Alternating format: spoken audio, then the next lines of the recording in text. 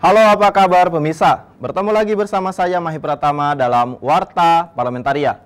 Kami sudah menyiapkan beragam informasi seputar kinerja dan kegiatan anggota DPR RI, dan inilah Warta Parlamentaria selengkapnya.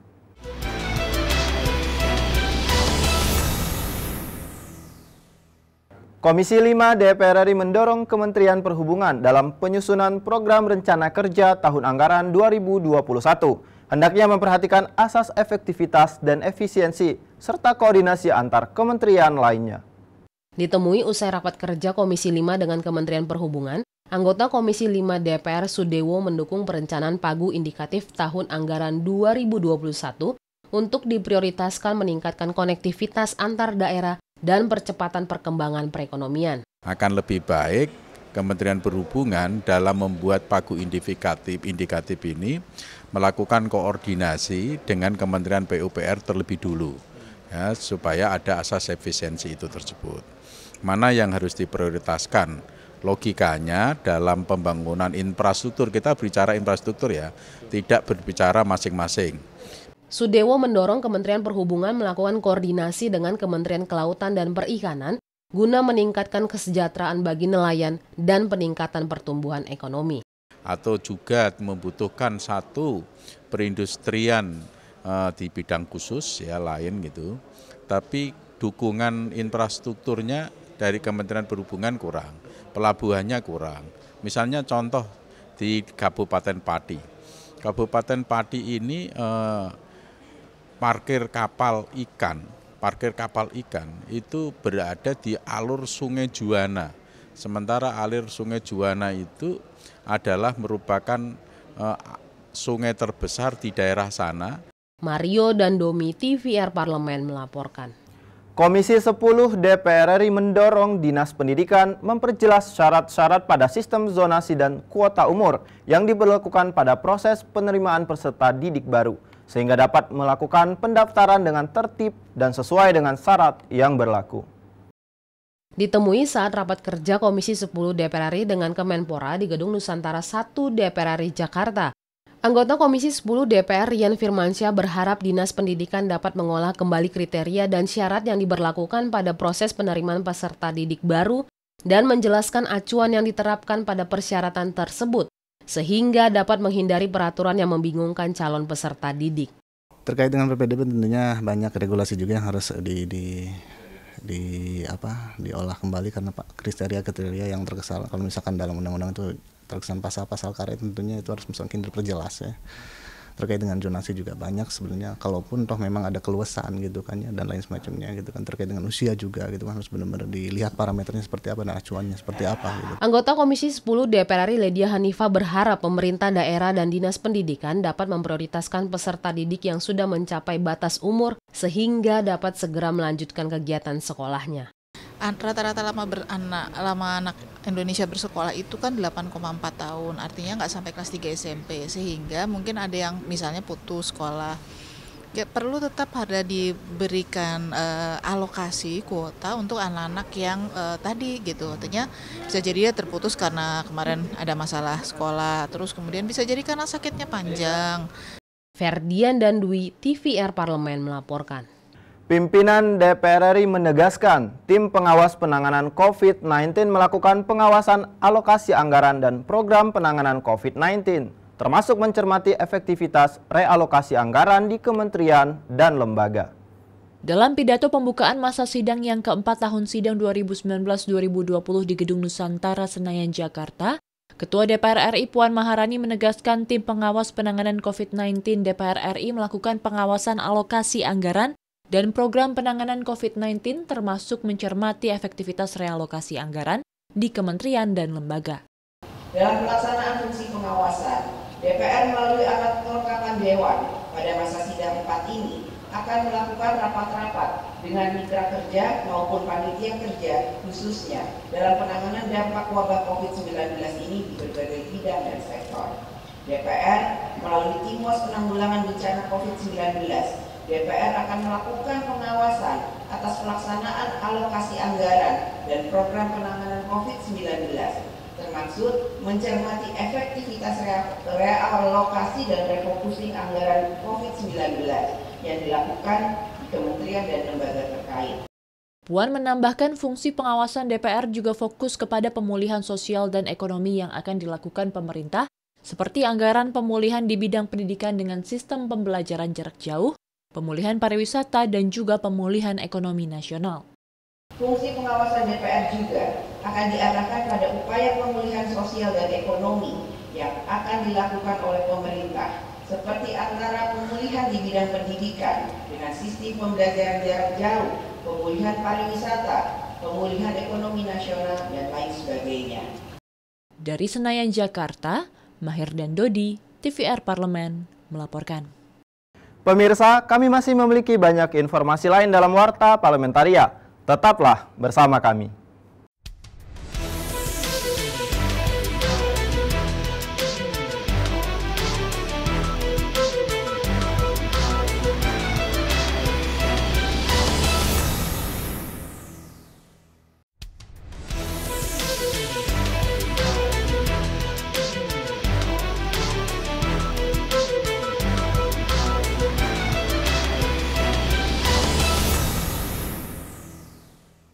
Badan Kerjasama Antar Parlemen DPR RI berharap isu kebijakan Uni Eropa yang melarang CPO Indonesia dapat diselesaikan dengan cara damai, mengingat jutaan petani kelapa sawit Indonesia menggantungkan nasibnya pada ekspor kelapa sawit. Ketua Grup Kerjasama Bilateral atau GKSB Indonesia Uni Eropa, Andreas Edi Susetio mengatakan, Parlemen memegang peranan penting dalam meningkatkan diplomasi melalui GKSB yang terdiri dari 102 parlemen. DPR RI berharap kerjasama antar Indonesia dengan Uni Eropa semakin erat guna memastikan kepentingan kedua belah pihak di berbagai sektor termasuk pelarangan CPO Indonesia. Jumlah petani yang begitu besar dan merupakan eksportir kita yang nomor satu, sepakat juga bahwa ini untuk salah satu yang kita akan menjembatani dalam hubungan people to people tadi, antar parlemen ya. Andreas menyampaikan Kementerian Perdagangan telah mengajukan permohonan pembentukan panel terkait gugatan kebijakan restriktif Uni Eropa terhadap komoditas sawit dalam EU Renewable Energy Directive atau RED II kepada WTO. Penerapan kebijakan tersebut terkait pelarangan penggunaan minyak sawit sebagai bahan dasar biofuel. Mereka menyatakan concern terhadap masalah lingkungan hidup, environment. Nah, ini yang mungkin kita perlu nanti duduk bersama untuk menjelaskan bahwa sebetulnya bagaimana kelapa sawit itu dikembangkan tanpa istilahnya mempunyai dampak yang besar terhadap lingkungan. Ayu dan Dodi, TVR Parlemen, melaporkan. Komisi 10 DPR RI kritisi penerapan sistem pendidikan berbasis daring secara nasional dan metode pengembangan literasi digital dalam kurikulum pendidikan. Usai rapat kerja virtual dengan Menteri Pendidikan dan Kebudayaan, Hetifah Syaifuddin mengatakan, sistem pendidikan jarak jauh yang diterapkan secara nasional merupakan langkah strategis dalam proses belajar mengajar. Akan tetapi kemampuan daerah harus dikaji dan ditelusuri dalam melengkapi sarana dan prasarananya, serta jaringan internet yang mampu menjangkau semua wilayah pedesaan. Penerapan literasi digital ke dalam kurikulum pendidikan akan mampu memberikan pengembangan diri dan pemahaman kepada para pelajar dalam menganalisa berbagai informasi dan pengetahuan akan kemajuan zaman. Daerah yang sudah menjalankan pembelajaran daring yang bagus, mana sekolah-sekolah yang juga sudah bisa menjalankan program ini dengan baik, berapa guru yang sudah memiliki literasi digital yang tinggi, dan juga bagaimana kondisi orang tua. Hetifah menegaskan Kemendikbud, Kemenkominfo, dan Kemenperin harus saling bekerja sama dalam memberikan bantuan insentif biaya perkuliahan, pulsa gratis, dan akses internet kepada para pelajar, mahasiswa, dan guru untuk menjamin keberlangsungan program pendidikan. Bisa meminta Menteri Perindustrian mensupport program produksi laptop dalam negeri yang sederhana khusus untuk pembelajaran, jadi bukan yang terlalu smart gitu ya, tapi yang penting bisa digunakan untuk pendidikan bagi mereka yang membutuhkan. Ajib dan Kristio, TVR Parlemen, melaporkan. Komisi 7 DPR RI meminta pemerintah dan Pertamina mengkaji kembali wacana penghapusan BBM subsidi jenis premium dan pertalite dari pasaran. Pengalihan subsidi BBM harus tetap mensejahterakan masyarakat. Ditemui usai rapat kerja dengan Menteri ESDM di Gedung Nusantara 1 DPR RI Jakarta, Wakil Ketua Komisi 7 DPR Ramson Siagian mengatakan, premium diadakan untuk penggunaan masyarakat ekonomi menengah ke bawah. Jika premium dihilangkan bisa menimbulkan masalah, mengingat dampak pandemi COVID-19 di Indonesia terus meluas, terutama pada sektor ekonomi. Kebijakan subsidi harus melalui pertimbangan agar tepat sasaran dan tidak memberatkan BUMN. Jangan meminimalisir ketersediaan pertalite dan premium, apalagi pertalite sebenarnya sudah cukup harganya sudah keekonomian juga ya. Kalau nanti semua harus setara Pertamax itu terlalu tinggi buat masyarakat.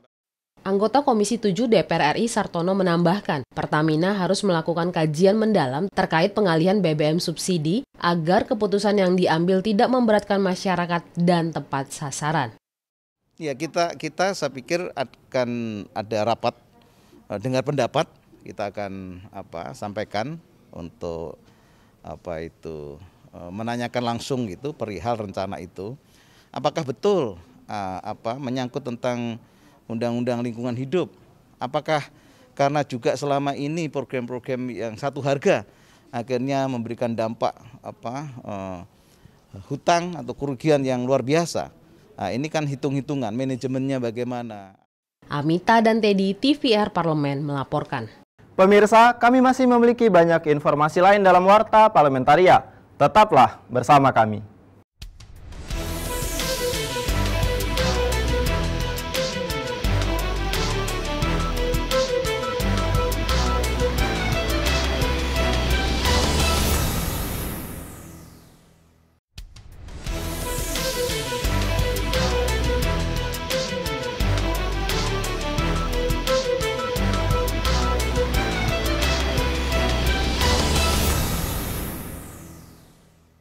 Anggota DPR RI meminta KPK terus mendalami program Kartu Prakerja, mengingat total anggaran yang dialokasikan mencapai 20 triliun rupiah dengan target 5,6 juta orang.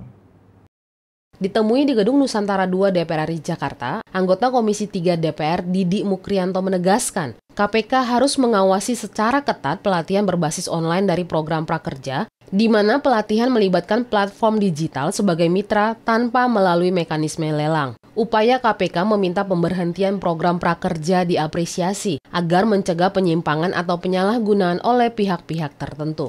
Berubah dari offline menjadi offline. Yang jadi problem adalah ketika bicara pelatihan ini, kemudian dengan mekanisme online yang kemudian membutuhkan anggaran yang cukup besar, 5,6 triliun ini butuh pencermatan, butuh pengawalan, butuh pengawasan yang ketat agar jangan sampai kemudian niat baik ini kemudian juga menjadi potensi bancakan dari pihak-pihak tertentu. Sementara itu, anggota Komisi 9 DPR RI Elva Hartati menilai kartu prakerja sangat dibutuhkan masyarakat yang belum memiliki pekerjaan atau yang terkena PHK karena program tersebut bertujuan memberikan keterampilan. Meski begitu, program tersebut dinilai belum mendesak dilakukan di tengah pandemik virus corona.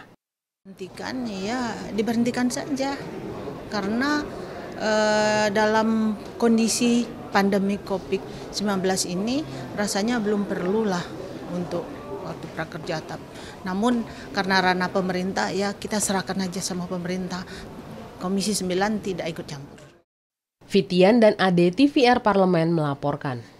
Komisi 4 DPR RI mendorong pemerintah menyelesaikan berbagai permasalahan pertanian seperti irigasi dan harga jual panen yang sering anjlok. Ditemui usai rapat kerja dengan Menteri Pertanian, anggota Komisi 4 DPR Darori Wonodipuro mengatakan daya beli petani di tengah pandemi ini berkurang cukup besar akibat hasil panen yang tidak terserap oleh pasar. Lebih jauh, Darori mengkhawatirkan musim tanam yang akan segera tiba bersamaan dengan prediksi kemarau panjang. Darori mendesak pemerintah serius memperhatikan masalah irigasi pertanian atau ketersediaan pangan dalam negeri akan terancam. Yang jadi masalah bahwa pangan ada tapi daya beli kurang, karena masyarakat petani itu penghasilannya tidak ada sebagian. Nah, ini yang jadi problem, sehingga tidak terjual lah pangan itu ada beberapa jenis ya, bukan beras saja. Tidak laku, apalagi beberapa bulan ini pasar induk tutup. Nah, yang jadi masalah untuk setelah ini panen akan menanam kembali. Sementara itu, anggota Komisi 4 DPR RI Charles Meikiasa mendorong pemerintah terus memberikan insentif untuk menunjang pertanian dalam bentuk pupuk dan benih. Charles juga mendorong kementerian mengesampingkan ego sektoral demi keberlangsungan ketersediaan pangan dalam negeri. Kami memang menekankan sekaligus juga minta kepada kementerian untuk petani, baik dari masalah pupuk, dari masalah pengairan, dari masalah yang lain-lain, itu harus ada bantuan yang sangat penting kepada petani. Keberpihakan kita kepada petani ini menjadi sangat penting. Nur Fuad dan Ridwan, TVR Parlemen melaporkan. Demikianlah beragam informasi seputar aktivitas DPR RI yang sudah kami susun dalam Warta Parlamentaria. Saya Mahi Pratama beserta kerabat kerja yang bertugas undur diri. Terima kasih atas perhatian Anda dan sampai jumpa.